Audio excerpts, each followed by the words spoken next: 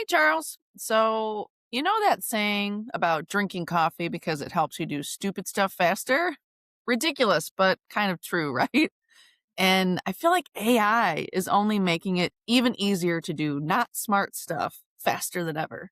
With AI accelerating change, our organizations need people to think better, not just execute faster.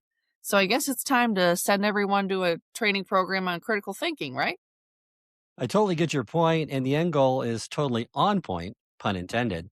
But here's the hard truth most critical thinking training in organizations isn't delivering results. Not because people lack intelligence, but because critical thinking is being treated as a generic transferable skill.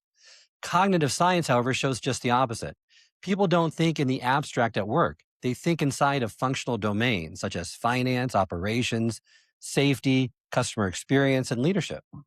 All right, so someone can demonstrate solid reasoning in one context, but totally miss it in another.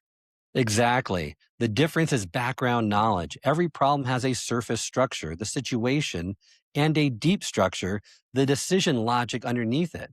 And most learners fixate on the surface. But high performers recognize the underlying structures because they've already seen it repeatedly. That's why scenario training often fails. You change the context slightly, and people don't recognize it as the same underlying mental or decision model. So the transfer from one new interesting tidbit to knowledge that can be applied in different contexts never happens. Exactly right. And without transfer, critical thinking stays theoretical. Background knowledge is what narrows interpretation, defines what's plausible, and lets people recognize when the data is off. You can't challenge assumptions or make sound judgments under pressure if you don't know what normal looks like. And these metacognitive strategies, which are maxims or rules on how to think, they help, but only inside context. Knowing you should consider alternatives doesn't help much if you don't know what alternatives are realistic. So the implication for talent leaders is clear. Stop teaching critical thinking in isolation.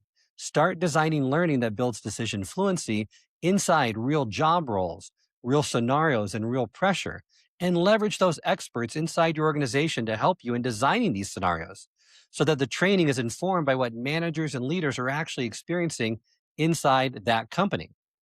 So it sounds like the goal isn't generic critical thinkers.